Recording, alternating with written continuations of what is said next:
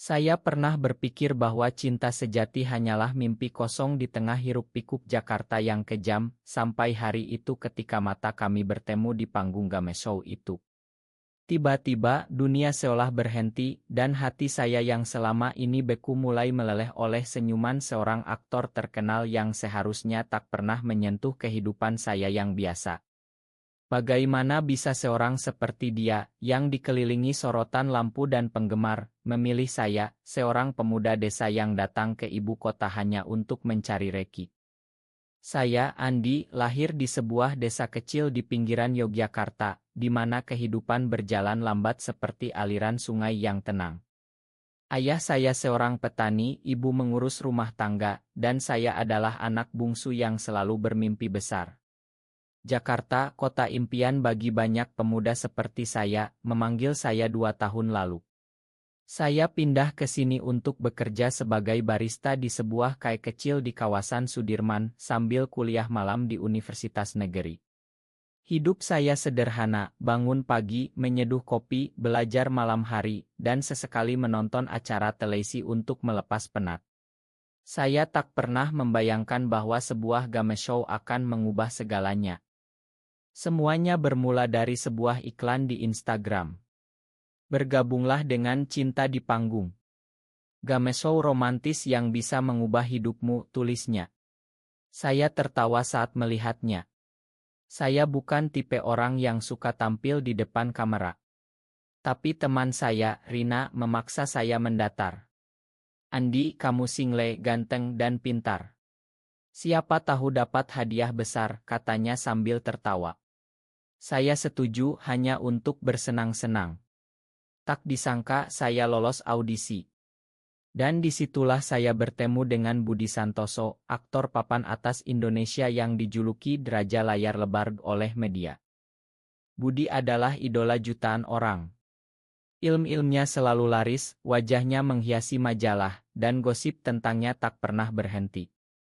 Dia dikenal sebagai pria karismatik, dengan senyum yang bisa melelehkan hati siapa saja. Tapi di balik itu, saya mendengar rumor bahwa dia menyembunyikan sesuatu, mungkin rahasia tentang orientasi seksualnya, yang tabu di masyarakat konservatif seperti kita. Saat pertama kali bertemu di studio di Jakarta Selatan, dia menyapa saya dengan hangat. "Hai Andi. Senang bertemu. Semoga kita bisa bersenang-senang di sini," katanya, matanya menatap saya lebih lama dari biasanya. Saya merasa ada getaran aneh, tapi saya abaikan.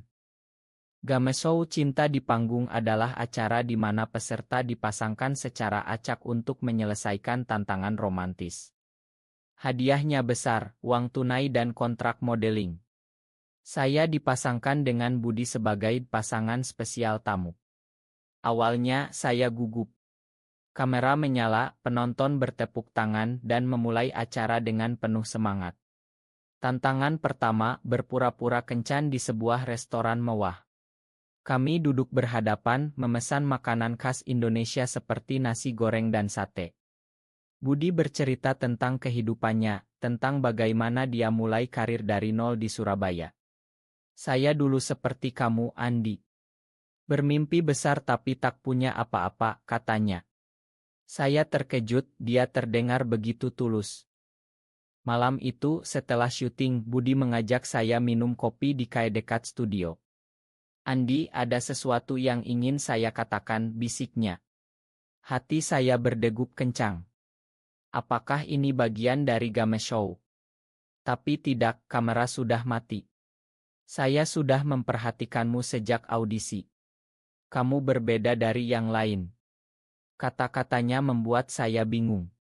Saya, seorang gay yang selama ini menyembunyikan identitas saya karena takut ditolak keluarga dan masyarakat, tiba-tiba merasa terbuka. Di Indonesia, di mana norma agama dan budaya masih kuat, mencintai sesama jenis adalah perjuangan. Tapi dengan Budi, semuanya terasa mungkin. Kami mulai bertemu diam-diam, pesan singkat di malam hari, pertemuan di taman kota yang sepi. Budi bercerita tentang tekanan menjadi selebriti, paparai yang mengintai, manajer yang mengatur hidupnya, dan rahasia yang dia simpan rapat. Saya lelah berpura-pura, Andi. Denganmu, saya bisa jadi diri sendiri. Saya merasakan hal yang sama. Di desa, saya pernah diintimidasi karena terlalu lembut, dan di Jakarta, saya menyembunyikan perasaan saya. Tapi Budi membuat saya merasa diterima. Namun, konflik mulai muncul. Manajer Budi, seorang wanita tangguh bernama Ibu Lina, curiga. Budi, jangan dekat-dekat dengan peserta itu. Ini bisa rusak citramu, katanya suatu hari saat saya kebetulan mendengar. Budi membela saya, tapi saya tahu ini baru permulaan. Di episode kedua Game Show, tantangan adalah mengungkap rahasia pasangan. Saya panik. Apakah saya harus mengaku? Budi menatap saya, matanya penuh arti. Andi, percayalah padaku, bisiknya. Kami lolos tantangan itu dengan bohong kecil, tapi hati saya gelisah. Saat itu, saya mulai mempertanyakan segalanya. Apakah Budi serius? Atau ini hanya permainan untuk rating acara? Di dalam hati, saya bergulat, mengapa harus dia? Mengapa harus sekarang, ketika hidup saya baru mulai stabil? Tapi setiap kali bertemu, perasaan itu semakin kuat. Kami berjalan di pinggir pantai Ancol di akhir pekan, tangan saling genggam diam-diam. Andi, kamu adalah cahaya dalam kegelapan saya, katanya. Saya tersenyum, tapi di dalam, ada ketakutan yang menggerogoti, bagaimana jika dunia tahu. Akhir ile ini, saya merasa seperti sedang berada di tepi jurang. Game show berlanjut, tapi cinta kami semakin dalam. Episode ketiga Game Show membawa kami ke Bali untuk tantangan spesial, petualangan romantis di Pulau Dewata. Kami terbang ke sana dengan kru acara, dan untuk pertama kalinya, saya merasa seperti sedang liburan sungguhan. Budi tampak bahagia, tertawa lepas saat kami naik sepeda di Ubud, melewati sawah terasering yang hijau. Ini seperti mimpi, Andi. Bersamamu di sini, katanya saat kami berhenti di sebuah warung kecil untuk makan nasi campur. Saya mengangguk, tapi di dalam hati, saya bertanya, apakah ini nyata? Atau hanya ilusi yang akan hilang saat acara selesai? Di Bali, kami punya waktu bebas. Malam itu, kami berjalan di pantai Kuta, ombak menghantam kaki kami. Budi berhenti, menatap saya serius. Andi, saya jatuh cinta padamu sejak pertama melihat. Bukan karena Game Show, tapi karena dirimu. Kata-katanya seperti petir di malam yang tenang. Saya terdiam, air mata hampir jatuh. Budi, saya juga. Tapi kita dari dunia berbeda. Kamu bintang, saya nobody. Dia memeluk saya pelan, angin laut menyaksikan. Di Indonesia, momen seperti ini langka, masyarakat masih melihat hubungan kami sebagai dosa. Kembali ke Jakarta, masalah mulai menumpuk. Gosip mulai beredar di media sosial. Budi Santoso dekat dengan peserta Game Show. Apakah ini skandal? Tulis salah satu akun gosip. Ibu Lina marah besar. Dia memanggil Budi ke kantornya. Saya menunggu di luar, mendengar teriakan. Kamu gila. Ini bisa hancurkan karirmu. Pikirkan Ansmu, pikirkan keluargamu. Budi keluar dengan wajah pucat. Andi, kita harus hati-hati, katanya. Tapi di dalam, saya merasa dikhianati. Apakah dia akan mundur? Saya pulang ke apartemen kecil saya di Tebet, hati hancur. Mengapa cinta ini harus begitu sulit? Di negeri ini, di mana toleransi masih mimpi, apakah kami punya tempat? Malam itu, saya menangis sendirian, memeluk bantal. Esok harinya, Budi datang. Makan saya, Andi. Saya tak akan tinggalkanmu. Kami berpelukan, tapi saya tahu badai akan datang. Di episode selanjutnya, tantangan adalah bertemu keluarga pasangan. Saya panik. Keluarga saya di Yogyakarta konserati, ayah saya seorang kiai kecil. Budi juga, keluarganya di Surabaya adalah pengusaha kaya yang mengharapkan cucu. Kami bohong lagi, mengatakan ini hanya untuk acara. Tapi saat syuting, ayah Budi datang ke studio. "Budi, apa ini? Kamu dengan laki-laki?" tanyanya marah. Budi diam, tapi matanya penuh penderitaan. Setelah itu Budi menghilang 2 hari. Saya khawatir, menelepon berulang kali. Akhirnya dia jawab, "Andi, ayah saya tahu." Dia marah besar. Hati saya sakit. "Apa kita harus berhenti?" tanya saya. "Tidak, tapi kita butuh waktu." Di dalam, saya merasa seperti sedang kehilangan segalanya. Game show yang seharusnya menyenangkan kini jadi neraka. Saya mulai ragu. Teman saya, Rina, bertanya, "Andi, kamu baik-baik saja? Kamu terlihat murung." Saya cerita sedikit, tanpa detail. "Cinta itu rumit, Rin. Di malam-malam sepi, saya berpikir, apakah layak memperjuangkan ini? Atau lebih baik mundur sebelum terluka lebih dalam?" Tapi ingatan tentang Budi, senyumnya, pelukannya, membuat saya bertahan. Akhirnya Budi datang lagi. "Andi, mari kita hadapi bersama. Kami merencanakan untuk bicara jujur ke keluarga setelah acara selesai." Tapi tak disangka ada pengkhianatan. Seorang kru acara, teman dekat Ibu Lina, membocorkan foto kami berpelukan ke media. Pagi itu headline bertebaran, "Skandal Budi Santoso, cinta sesama jenis." Dunia saya runtuh. Keesokan harinya, telepon saya berdering tak henti. Keluarga, teman, bahkan atasan dikai. "Andi, apa benar? Kamu gay?" tanya ibu saya dengan suara gemetar dari Yogyakarta. Saya menangis, tak bisa jawab. Di Indonesia, di mana undang-undang anti-LGBTQ masih mengancam, ini seperti vonis mati sosial. Budi juga kena imbas, kontrak ilmunya dibatalkan, Ans berpaling. "Ini akhir, Andi," katanya saat kami bertemu di sebuah hotel kecil di pinggiran kota. Tapi di tengah kegelapan, kami saling menguatkan. "Kita tak salah, Budi. Cinta kita murni," kata saya. Dia mengangguk, matanya basah. Kami memutuskan untuk menghadapi media. Budi mengadakan konferensi pers, "Saya mencintai Andi. Ini bukan skandal, ini kehidupan saya," katanya tegas. Dunia gempar. Ada yang mendukung, ada yang menghujat. Di Twitter, #CintaBudian di trending. Beberapa aktivis mendukung kami, tapi banyak yang menyerang. Di dalam hati, saya bergulat hebat. Mengapa Tuhan beri saya perasaan ini jika harus sembunyi? Apakah saya monster? Malam-malam saya tak tidur, memikirkan masa depan. Game show dihentikan sementara, produser marah. Ibu Lina yang ternyata dalang kebocoran dipecat. Tapi kerusakan sudah terjadi. Saya kembali ke Yogyakarta untuk bicara dengan keluarga. Ayah saya diam, ibu menangis. "Andi, kami sayang kamu, tapi ini salah menurut agama." Saya jelaskan, "Ini bukan pilihan, ayah. Ini siapa saya."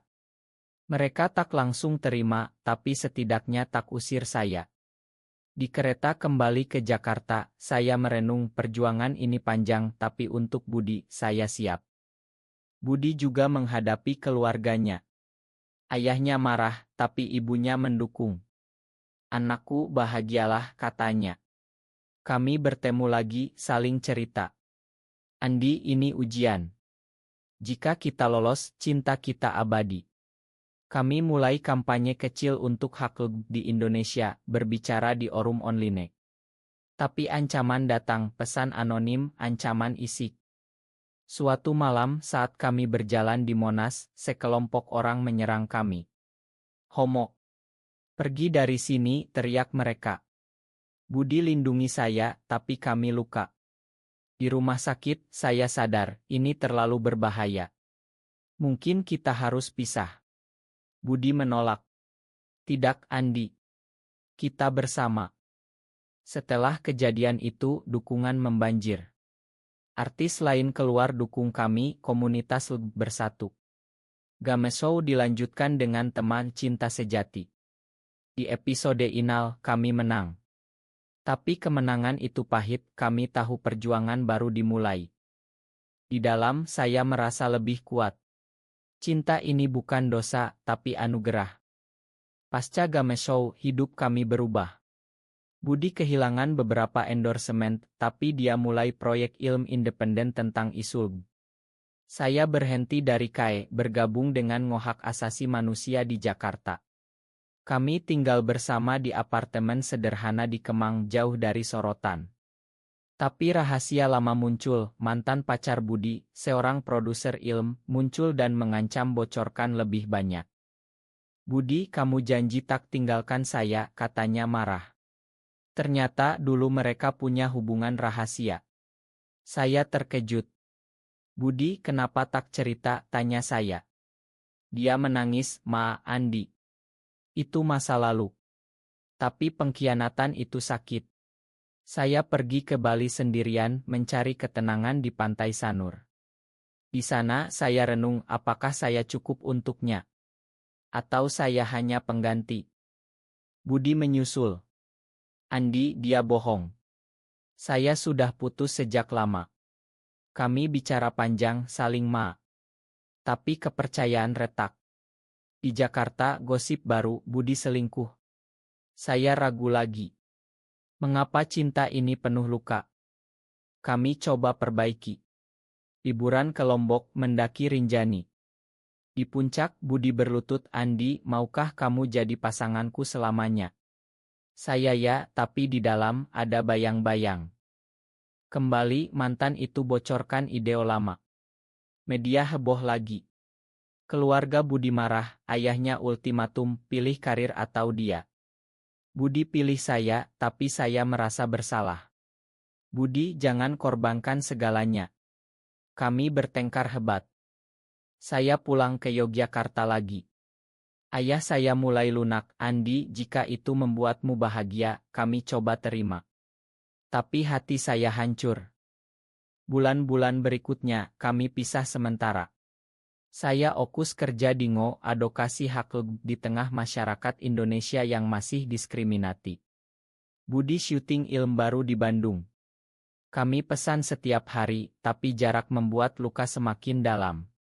Apakah ini akhir? Tanya hati saya setiap malam. Suatu hari, Budi datang ke kantor saya. Andi, saya tak bisa tanpa kamu. Kami peluk, tapi ada dinding. Kami coba terapi pasangan, bicara dengan psikolog. Cinta kami kuat, tapi dunia lemah, kata Budi. Klimaks datang saat ayah Budi sakit. Kami ke Surabaya. Di rumah sakit, ayahnya bicara, Budi, makan ayah. Lihat Andi, dia baik. Bahagialah. Itu momen rekonsiliasi. Keluarga saya juga datang, kami makan bersama. Perlahan, penerimaan datang. Tapi pengkhianatan terakhir, mantan Budi bekerja sama dengan media konservatif untuk kampanye anti-LGBTQ. Mereka rilis dokumen palsu. Kami lawan di pengadilan, dukungan dari komunitas internasional. Kami menang, tapi lelah. Di akhir, kami putuskan pindah ke Bali, mulai hidup baru. Budi pensiun dini, kami buka KAE kecil. Tahun berganti, kami hidup damai di Bali. KAE kami jadi tempat aman bagi komunitas LGBTQ. Kami adopsi anak yatim, beri mereka rumah. Cinta kami tumbuh, bukan lagi rahasia tapi inspirasi. Saya renung, dulu saya pikir cinta ini kutukan, tapi kini anugerah. Budi tersenyum, kita menang, Andi. Kisah kami jadi buku ilmu. Indonesia berubah pelan, toleransi tumbuh. Kematian ayah Budi menyatukan kami lebih erat. Di pantai, kami janji selamanya. Akhirnya, di negeri ini, cinta kami temukan tempat.